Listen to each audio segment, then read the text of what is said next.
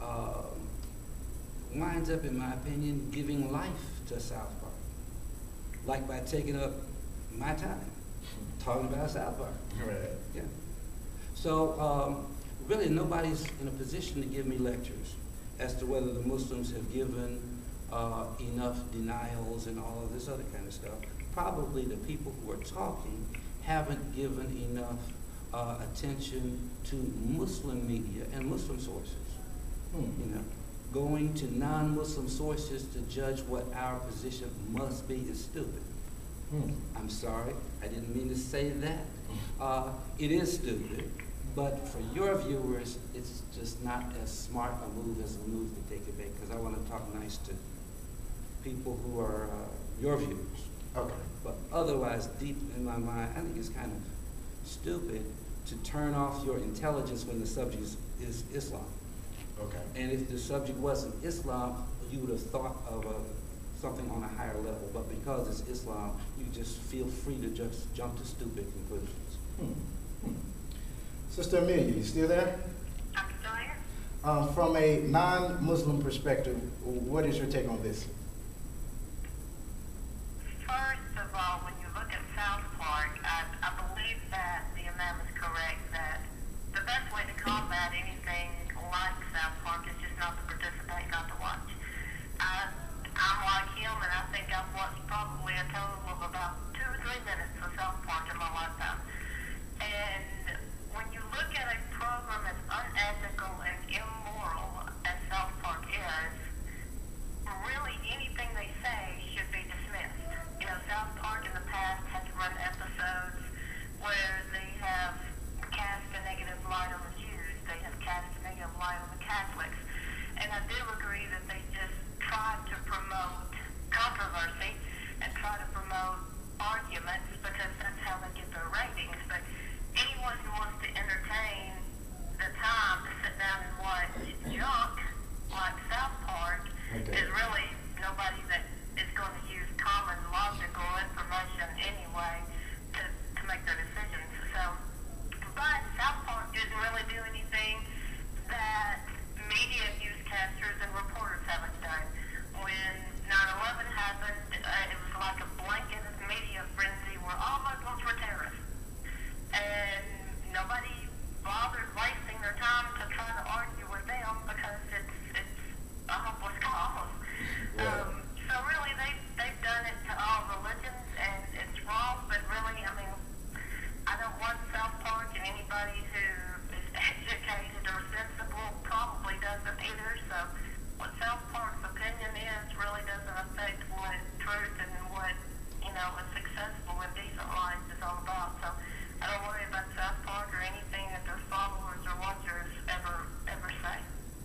Okay. And Brother Ma'am, if you had these two individual extremists, and you had them here before us right now, is there anything you would like to tell them personally? That doesn't really cross my mind. As a matter of fact, I'm surprised to hear you mention that they were in New York. I got the impression off of the internet that this was like some overseas website. Maybe they are in New York and the website is overseas. I don't know. Okay. But I would not think that were we in the same room that it's the type of thing where you start out trying to tell somebody something. Okay. I'd start out by listening for hours. Okay. And then I would see what to say. Okay. Okay. Any other comments before we close the subject out? Not on that. Sister Mia, you got anything for it? No, I'm good. Okay.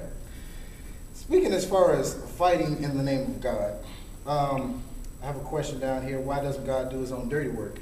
Of course, in the Bible, we hear stories all the time of God telling different prophets to make armies and kill people in the name of God. Of course, we know stories of the Prophet Muhammad building armies in the name of God and killing in the name of God.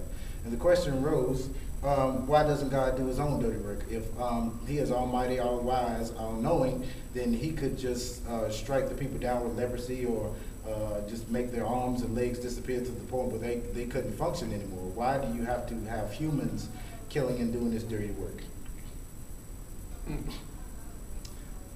Sister Mary, I'll let you go first this time. Okay. There's not a specific passage that talks about that where God commanded somebody to do a war in his name. He does command wars to occur for various reasons throughout specifically the Old Testament. But there's not a passage that just says, do it in my name and go kill all these people. He had a reason for doing what he did.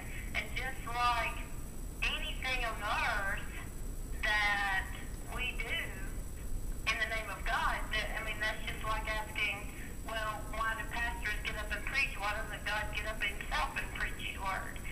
And so God uses individuals and humans to be a part of his greater plan and to be a part of what he is doing, not because he needs us, but because he allows us to get in on it.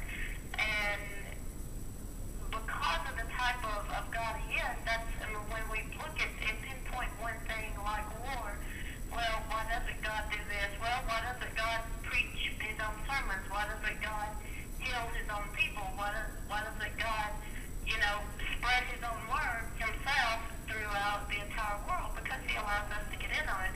And so I don't think it's a message of just one of those things, and God always had a reason for everything he did, and it's a blessing and an honor for him to allow us to be used.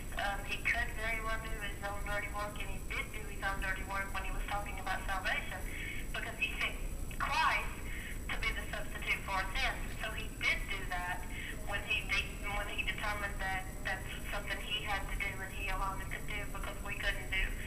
But the things that we can do, he allows us to get in on just because that's the way he has planned and that's the way he set up, because we're his creation. And so it's kind of an unfair thing to just pinpoint to one thing and say, why doesn't God do his own wars? That's like saying, why doesn't God do everything himself? What would we be here for? Okay. But couldn't you think there would be a more sanitary or a more moral way to go about doing that?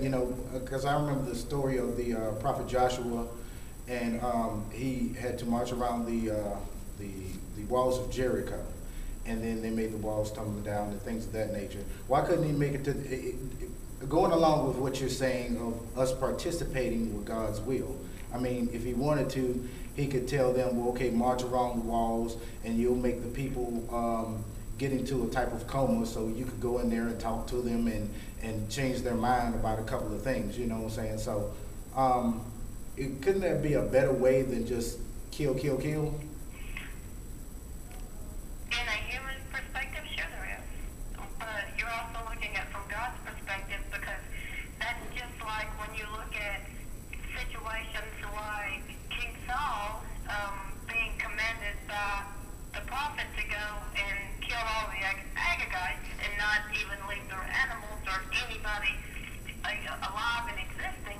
Well, Saul doesn't do what God says to do. He goes and kills them and he conquers them, but he brings back King Agag alive as a captive. Well, later on in Scripture, in the book of Esther, we see that Haman, who ends up trying to exterminate the Jews, is an Agagite. He's a descendant of King Agag.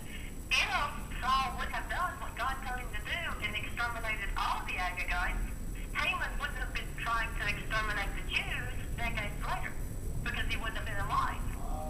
So, again, there's always a reason for God doing what he did, and if God told him to exterminate all of the Agagites, there was a reason. He was trying to protect his people later on from the attempts of Haman to turn around and exterminate all of his people. So, it's one of those things we can't see into the future, and we don't know the future, but God does. And so if God determines that a better way for his people and for him to have their future is this way, then that's the way it's got to be, because some hearts just aren't going to turn toward God, whether you preach to them or you tell them about the word and the truth or not. So putting them in a coma so you can talk to them,